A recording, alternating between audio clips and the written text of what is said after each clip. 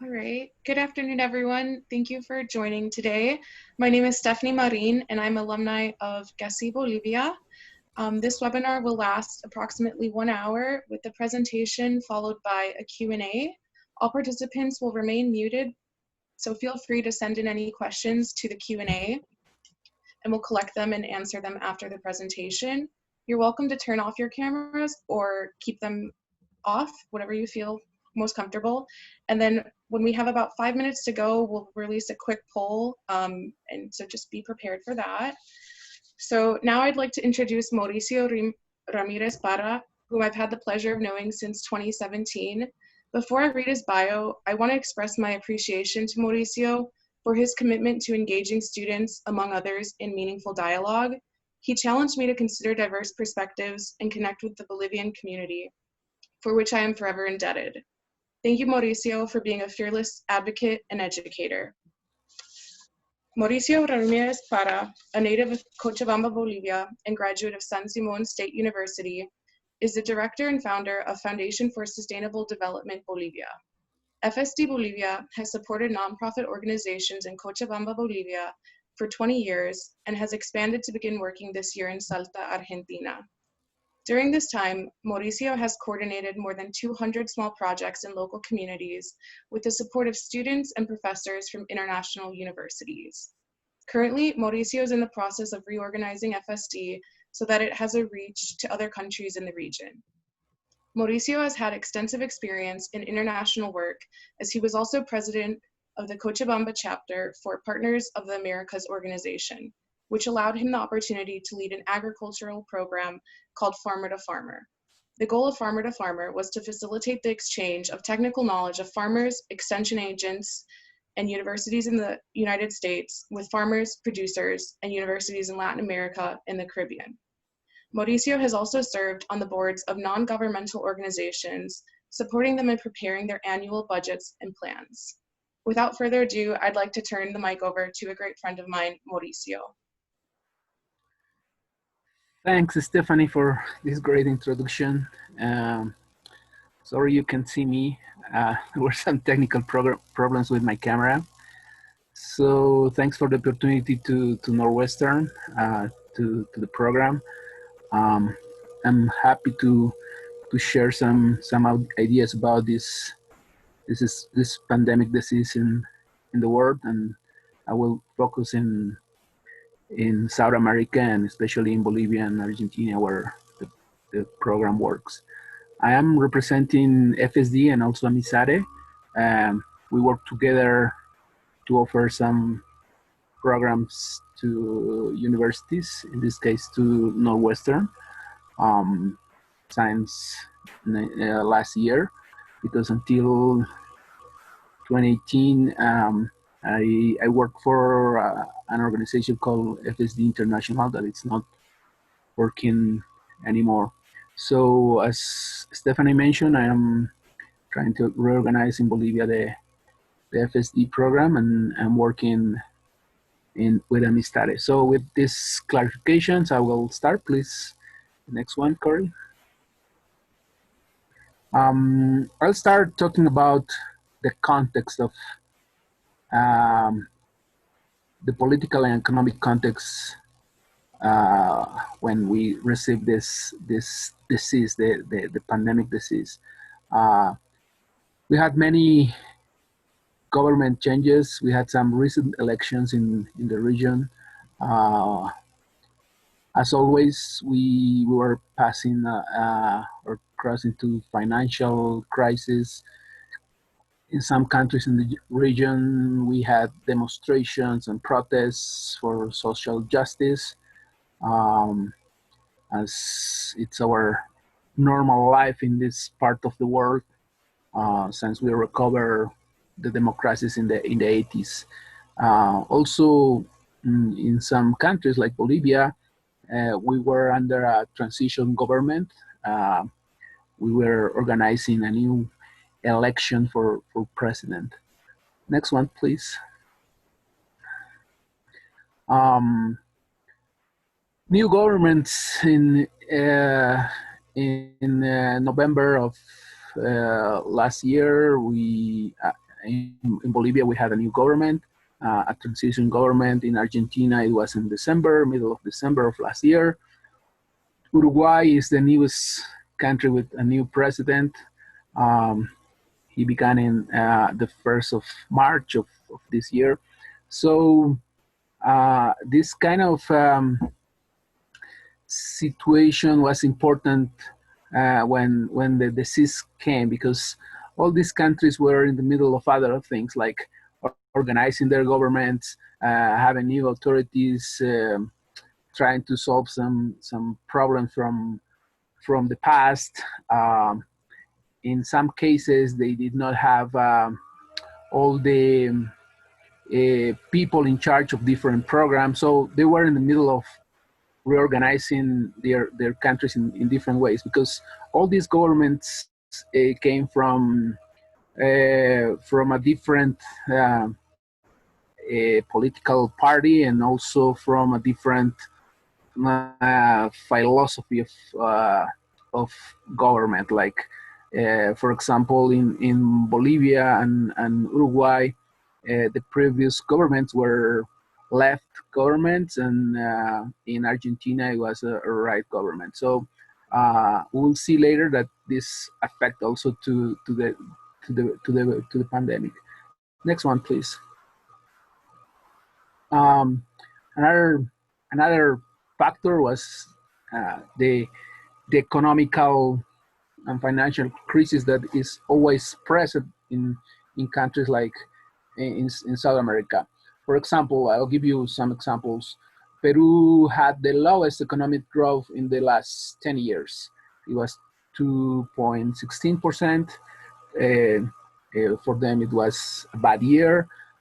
In Brazil, they were expecting to grow in the economy in 1.2%, because they were also kind of a new government coming from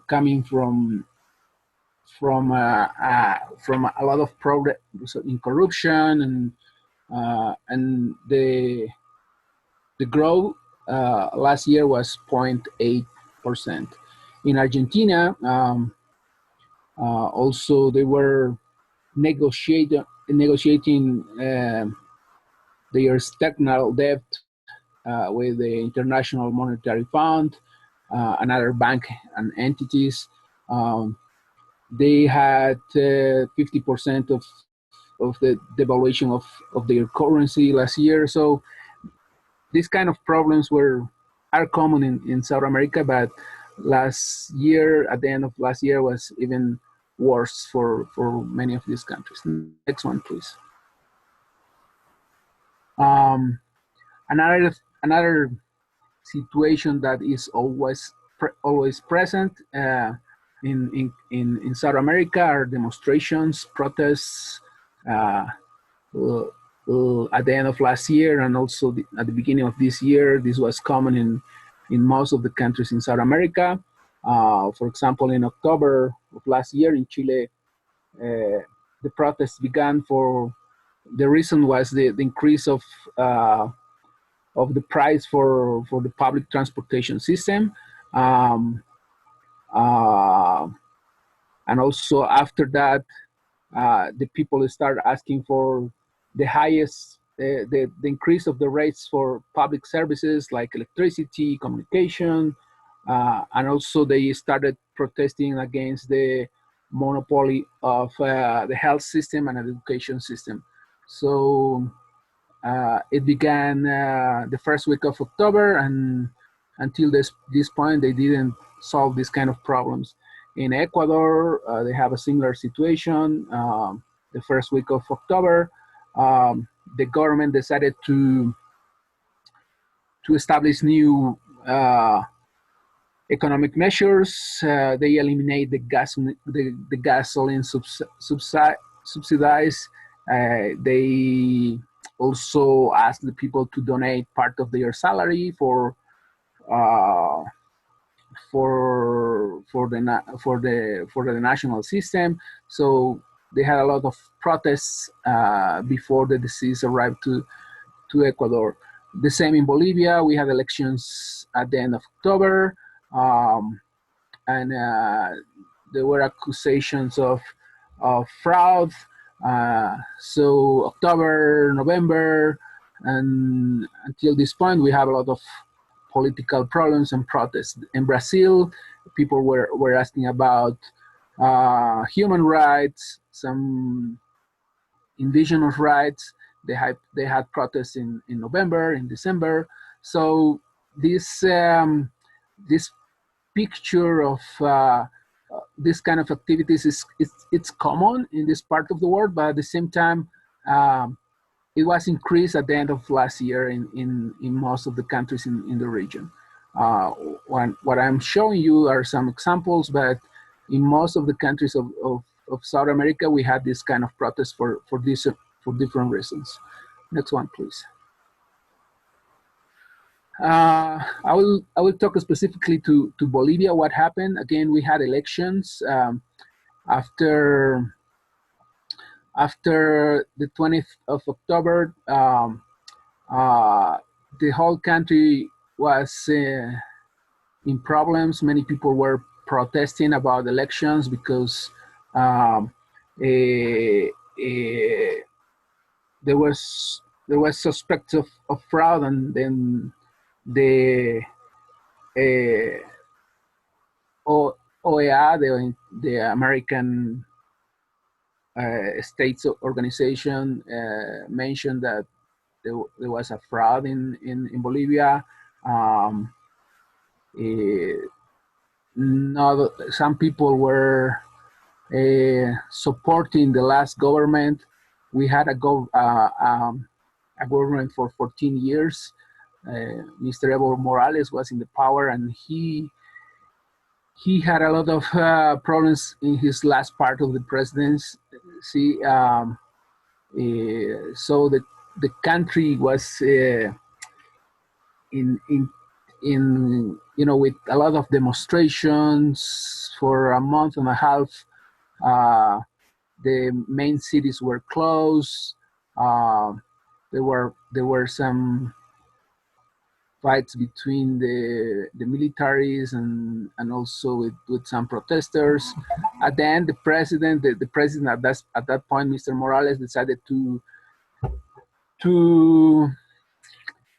travel, I would say, but the correct thing is that he escaped to Mexico. The Mexican government sent an airplane to Bolivia, and he went to Mexico in his first stage. Then he went to Argentina, and in Bolivia, the vice president of the senators became the president. We had a lot of situations in the middle, and it was a complete mess. Some people died on these protests, so it was super hard for us. At that point, I was attending a seminar in the United States. I was with some of you in North Carolina, and I had to come back early because I didn't feel that my family was safe here because of the problems, and it was a hard time. At this point, we didn't solve all the problems. We are still in the middle of elections, and probably in September we'll have elections in the middle of the pandemic. Next one, please. How government reacted in the area? Probably you read about this. You saw in the news. The biggest economy or the healthiest economy that we thought in the region, the Brazilians and the Chileans, did not take the pandemic seriously. Like Bolsonaro was saying, no, it's a cold. This is not serious. We should think about the economy first. When people ask him about the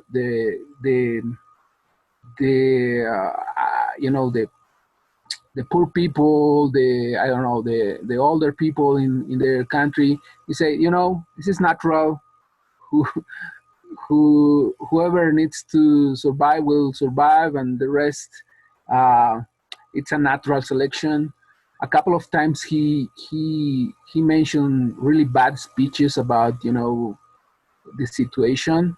The same happened with Mr. Pineda in Brazil. He did not declare a quarantine from the beginning. He put the economy first. That was common with these two governments. Next one, please. The first country that was seriously affected in the region was Ecuador, especially the region of Guayaquil. Probably is the time when we realized that this was serious in the region, because we start seeing all these scary situations of people dying on the streets, the hospital collapsing, and the health system was not working well. The people began to be on lines close to the hospitals, and we were seeing these things on alive, like in the media. So it was very very impressive for us. We at that point, probably in some countries in the region, we saw that this was serious, and some countries began to plan to think about what to do.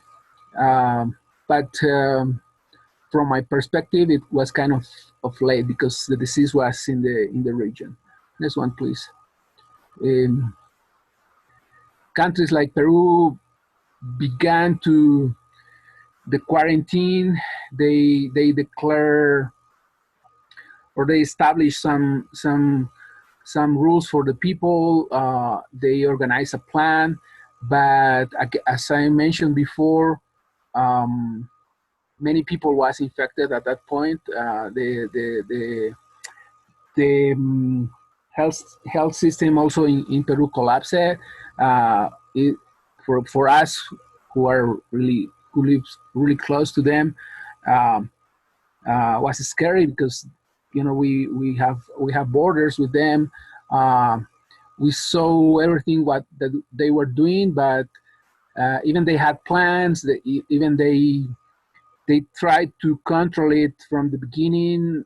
We saw big numbers day by day, like more people were infected, and there were some situations that helped to this, because in Peru, also some people thought that this was not serious, and they continue with their normal life. In some cities, the police had to force the people to stay at home, because that was the law at that point. But at the same time, it was hard because people were not prepared. People didn't save money for this. People didn't know how to do exactly. They were following some recommendations on TV, but for the people who lives day by day from their work, it was super hard to obtain some money. Next one, please. The countries that react very fast and did really well with this situation were Uruguay and Paraguay. From the beginning, the number of infected people were really low compared to other countries in the region. They react super fast, and they took some measures to this situation. They, for example, test many people. They isolate the people who were infected in hospitals, in public places. They had a plan for the economy. They closed their borders since the beginning, probably since the first week of of March, they did not allow even their own citizens to come back. They closed airports, and they gave to their population a lot of support with information, with health system, and they did really good in this pandemic. Until this point, these two countries have the less people infected in the region, and also the less people with fatality in the region. I'm not comparing with Venezuela, that also in numbers they have less cases, but these numbers are very, no, you know, people in the region do not believe that these numbers are real. The numbers in Venezuela. So I'm not comparing with Venezuela. Next one, please. What happened in Argentina? From the second week of March, the government took some organized some activities for the population. For example, there was a quarantine beginning in the second week of March. They controlled the speculation. They put maximum prices in food and in agricultural products. That was a good thing, because the first week of quarantine, the prices of, for example, tomatoes increased in 100%, or eggs, or basic things. So the first measure they took was to control the prices. It took some time to control the situation, because many people were speculating and making money out of this. They gave to the population a bonus every month of 10,000 pesos. It's like in dollars, I'm not sure now, but it was, this bonus was for the people who do not have a formal work in the public or private system. They also suspend all the cuts of services as in different parts of the world. If you don't pay for your phone, the company has the right to cut the services, right? In this case, Bolivia and Argentina decided to ask the companies to not cut the service for this reason. So that was a good thing they do also with all the basic services: electricity, water, communication. So that was another thing that they organized. Next one, please. They closed their borders. But with this, they had a lot of problems, especially in the borders of Bolivia and Brazil. It was hard to control. The majority of the positive cases were in the capital, Buenos Aires, but also they start having cases in the borders, because people were crossing from one country to another without basically any control. Also, in addition to all these measures, they pay an extra bonus to all the people involved in the health system, to doctors, to nurses, to ambulance drivers, to all the people who works in the health system. Next one, please. Something that was very impacting. You know, at the end of at the beginning of June, they changed from a strict quarantine to what they call a dynamic quarantine.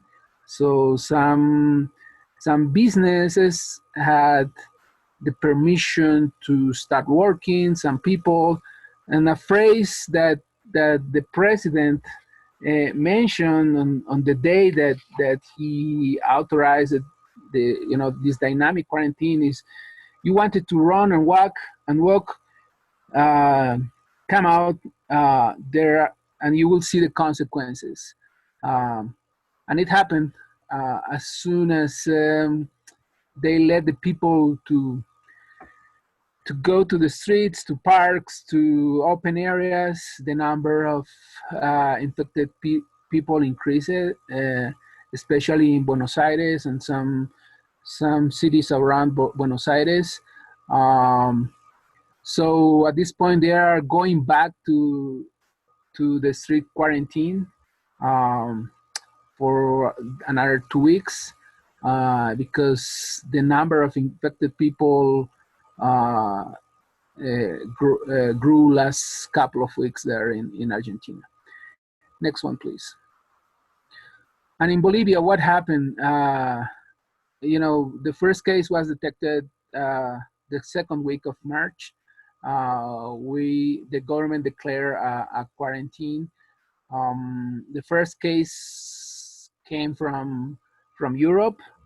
A Bolivian who was living there for 20 years decided to come back for vacations just when the problem was big in Europe, especially in Italy. She decided to come back from Italy, and she spread the disease in Bolivia. It began in Santa Cruz. Next one, please.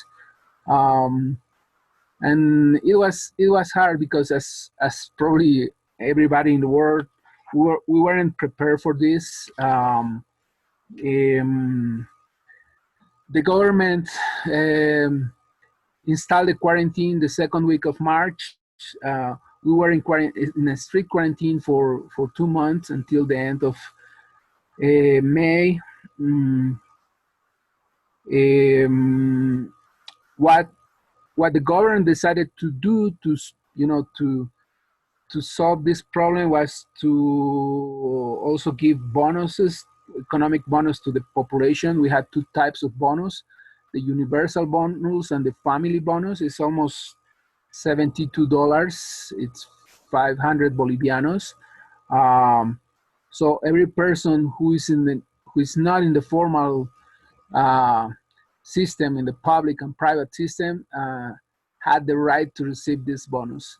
Also, the government pay a bonus for each kid you have in high school or in elementary school.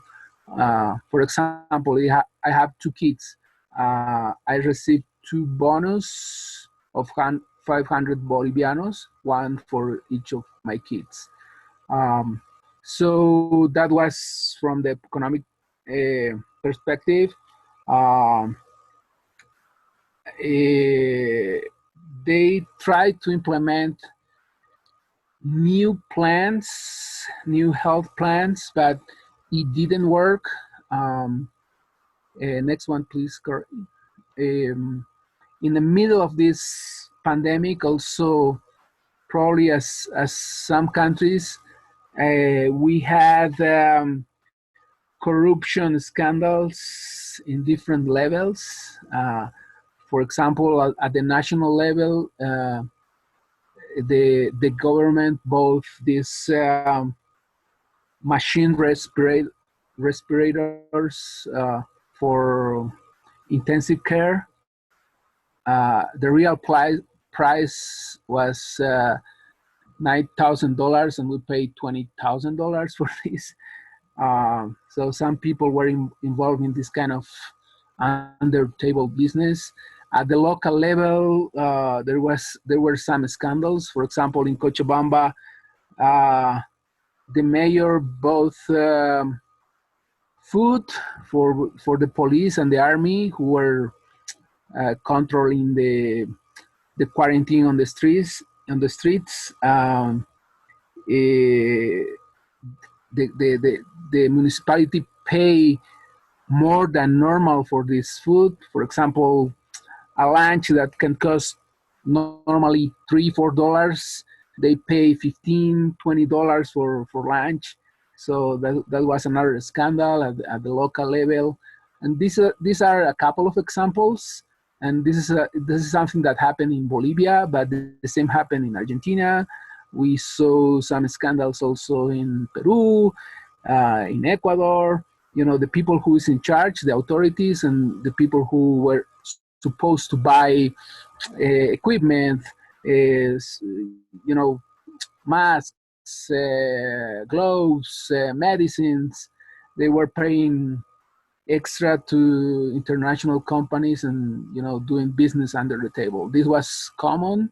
I read that this happened also in other countries in Europe, but in South America, this is very, very, very common in different situations, and it happened too.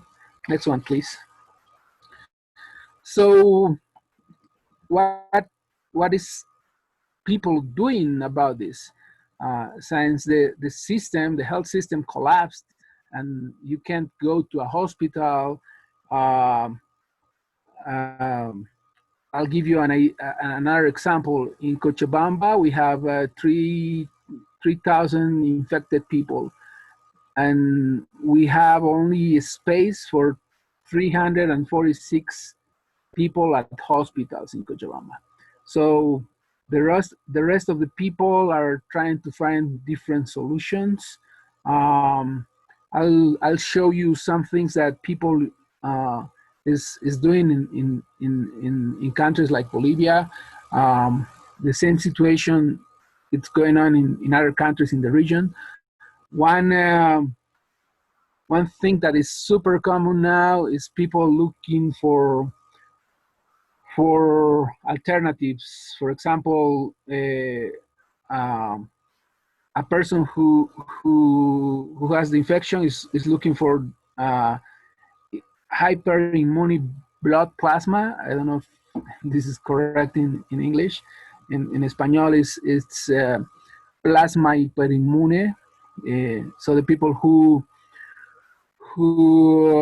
pass the disease can donate their blood, and they obtain the plasma for the infected people.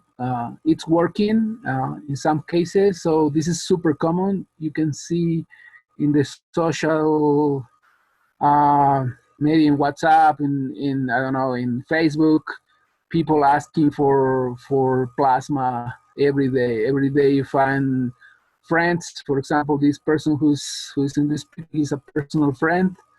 And this is super common in all the cities in Bolivia. Next one, please. Another solution that the people is using or trying is the use of traditional medicine. In Bolivia is one of the few countries in the world that accepts legally the use of traditional medicine. So, you know, now we are looking for honey, some herbs, eucalyptus, chamomile. You know, people are drinking this. People are mixing. There are different recipes. Another thing is the use of a veterinary medicine. This one that it's in the picture, it's ivermectina. It's an anti-parasite medicine for cows, especially, and it is you know, at the beginning it was a bit controversy, but it seems it's working for some people. So it's part of the solutions that people is using. Next one, please.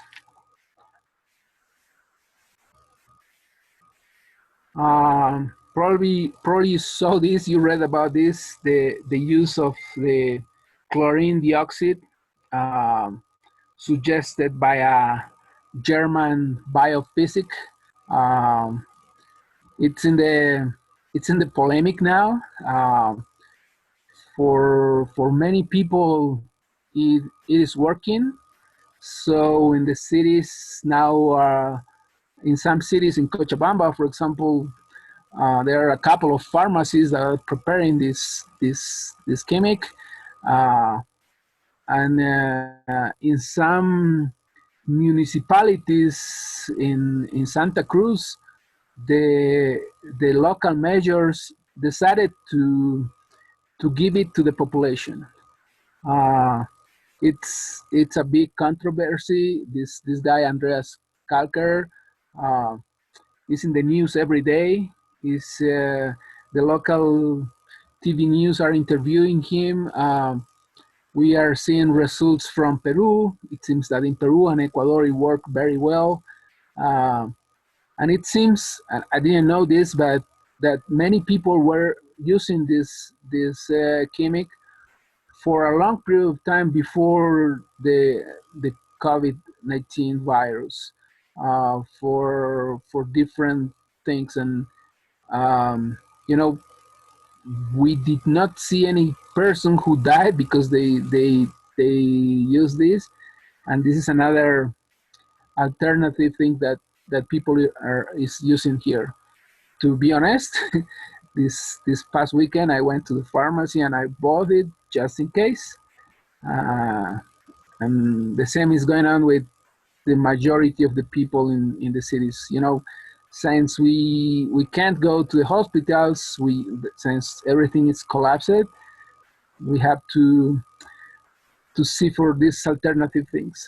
I'm not using it because I don't have symptoms, and they mentioned that you can use as a prevention, and also when you have the disease. I will wait until the last minute if I need to use, but I have it just in case, as many of my friends, families, and probably the 80% of the population in my city. Next one, please. Um, as I mentioned before, in Argentina, they changed from a strict quarantine to a dynamic quarantine. The same happened in Bolivia the 1st of June.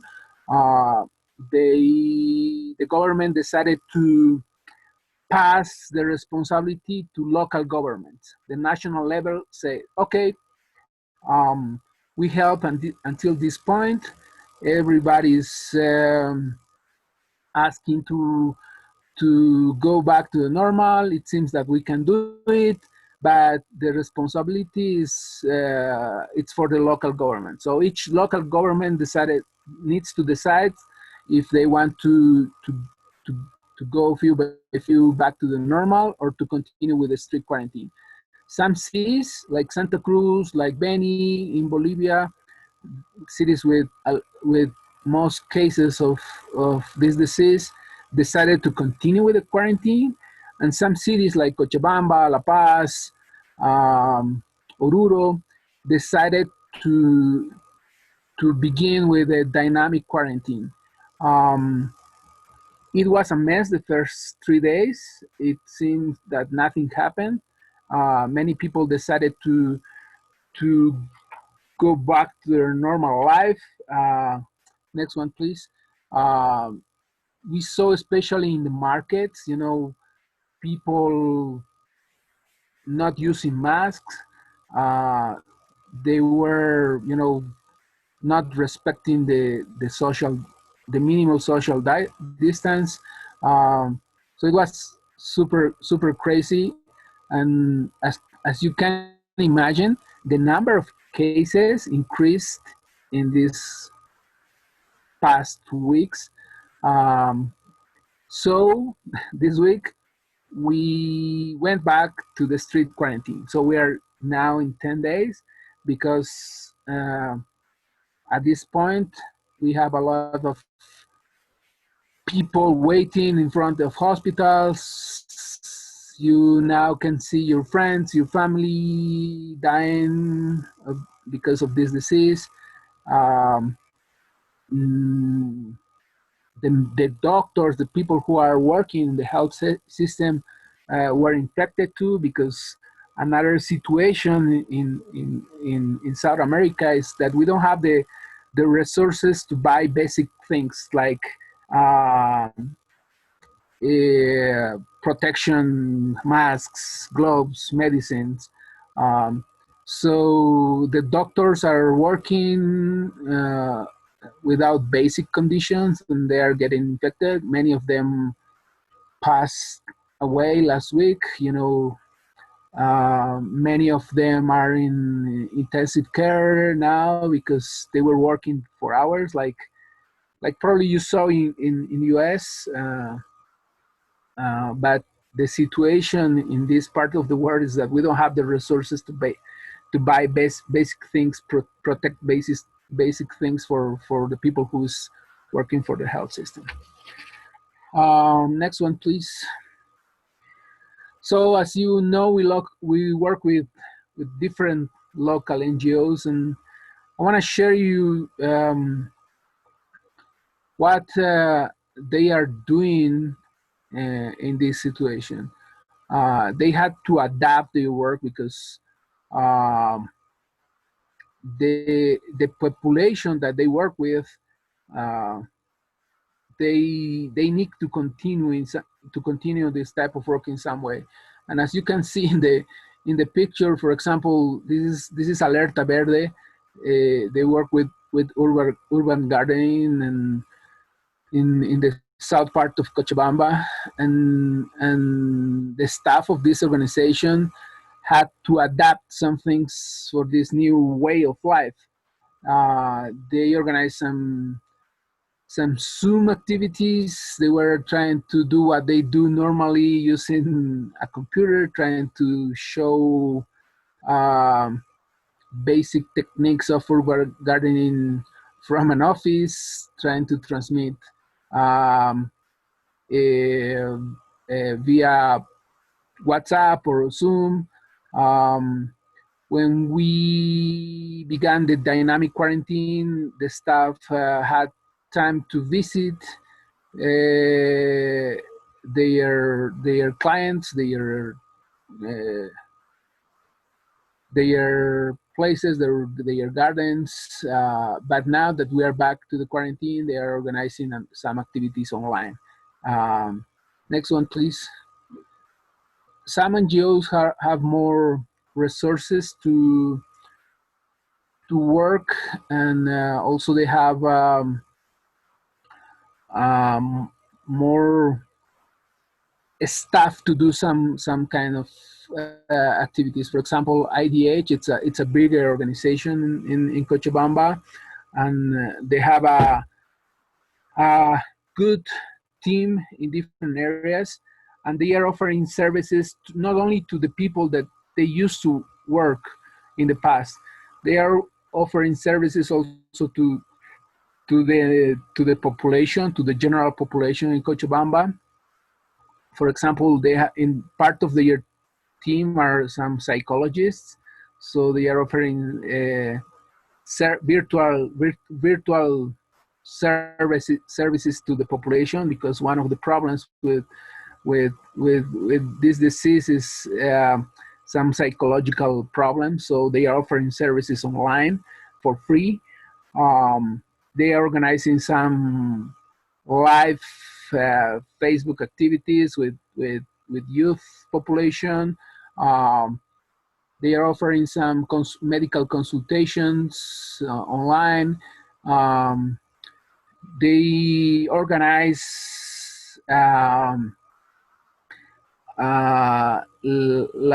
last weekend the Proud Parade, the Proud virtual parade in Bolivia, because they work with these groups too.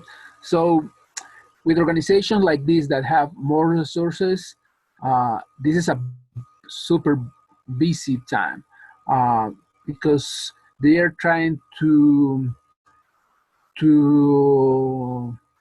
offer help not only to their normal population. They open their services to other people in not only in Cochabamba, in Bolivia, um, and it's working very good, because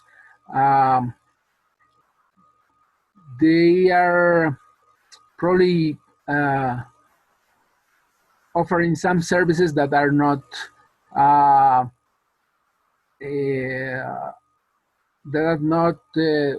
easy to access at this point for a normal people. For example, if I need a psychologist, it's easy to have an appointment online with them and obtain help from them.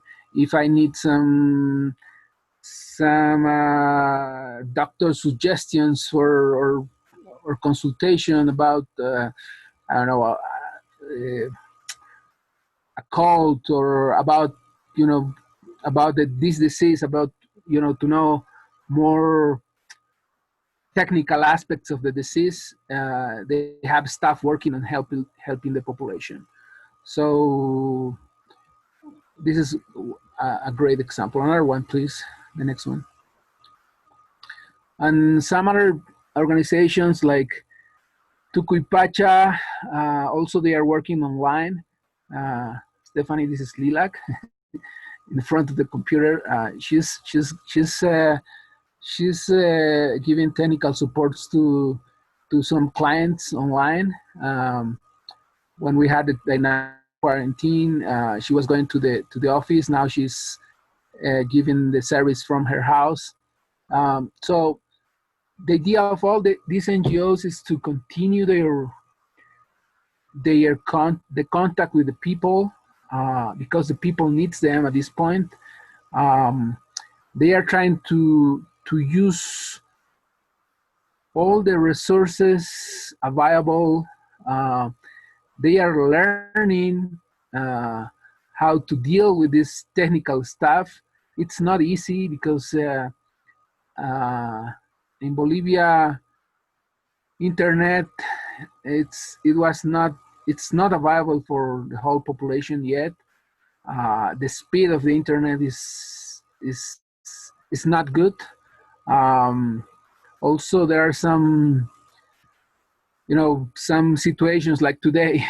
I practiced for this many times, and just when minutes before beginning this, my camera was not working for no reason.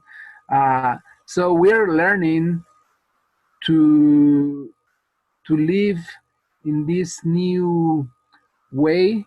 It's not easy for the NGOs because they have to train not only their staff, also the people to use the technology. In some cases, they had to borrow machines to community leaders so they can transmit information to the rest of the community. One thing that it's good here is that every single person has a smartphone, but with phones also it's tricky. Sometimes it works, sometimes it's hard. So they are trying to stay connected in different ways, and some of the organizations, some of the local organizations are big enough to adapt very fast to this new situation, and for others it's kind of difficult. In some cases, we as a program are helping also in this situation. We are in contact with them almost every week to see how we can work together, how we can develop new ideas, how we can support them in this situation. And again, it's possible. We are seeing good results, but at the same time, it was hard, especially the first weeks. Now the people is more adapted to the situation. They are seeing the results, and there's no many possibilities. So you have to work with what you have on the table, right? So I think that's it. I had a couple of pictures about Cochabamba, but my system is not working. So thanks so much for your attention, and I hope I I gave you a general perspective of what's going on in this part of the world. Thank you so much, Mauricio. We have a couple questions from the audience that I'd like to ask if we have time. So one of the questions is wondering, are Bolivians in rural areas affected differently from Bolivians in cities? Are they protected because there's less population density? Are they more affected by the economic depression? Do they have a harder time accessing COVID tests or medical care? That is a great question. That's a great question. Uh, in rural areas, the situation it's different depending of the area. Um, if you go to areas like Chapare, that it's close, that is a place between Cochabamba and Santa Cruz, the tropic of Bolivia, the situation is bad because also it's mixed with the political situation. There were groups in some rural areas who denied this disease, who were protesting during the pandemic, who were saying that this is a disease that the empire sent to Bolivia. This is a disease that the right is using uh, to affect them. So some places, some rural places did not pay attention to the recommendations, and now we are seeing that they have a lot of cases. It's because again the health system is even worse in the country areas. Something that I forgot to mention is, you know, we had a government for 14 years, and now we are seeing that during these 14 years, uh, or we are realizing that the government did not pay attention to the health system. So we don't have hospitals in rural areas. Even in the big cities like Cochabamba, Cochabamba has uh, two third-level hospitals for almost for almost 1.5 million population. Uh, in some rural areas, it's even worse. They don't have access to hospitals, so they are coming to the cities. They don't have access to medicines.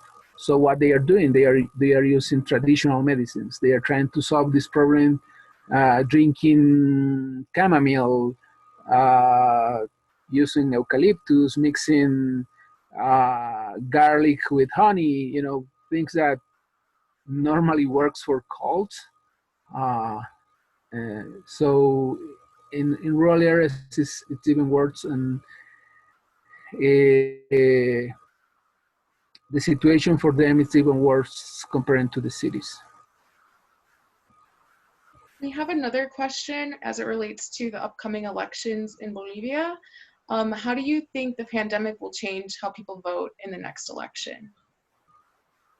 That's a big discussion now, because the people who support the last government wants the election tomorrow. Like they were protesting about this all during all this period. They were on the streets asking for new elections, and the other part of the population is asking to postpone this election until next year. But the Congress, who, you know, the last political party has the power in the Congress. Evo Morales has the power in the country. They control the Congress. They decided to establish 6th of September as the day to vote. There are a lot of conversations going on now to see how we organize this. Uh, we we saw we saw what happened in Europe this past weekend in France, and they are comparing the situations, but our reality is completely completely different to France. So we don't know yet.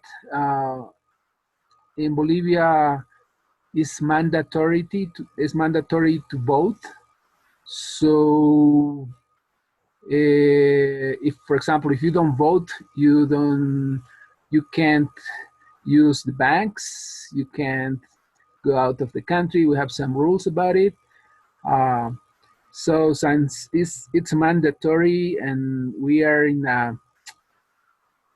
a very difficult period of time, it's hard to see if people will go to vote on that day. But at the same time, some part of the population got tired about the last government, so they want to change the government. So it's very difficult, and it'll be another discussion in the next month probably. So I don't have a real answer for this because it's a guess. I don't know. We don't know what will happen. Thank you, Mauricio, for your answer. And thank you for all your impactful insights today. We could not have had this without you, so thank you so very much. And for all the audience, please join us again next week for the hashtag GLOVicariously webinar, which will feature a panel of speakers discussing the effects of COVID-19 in Serbia and Bosnia-Herzegovina. Thank you again for coming in. Have a great day.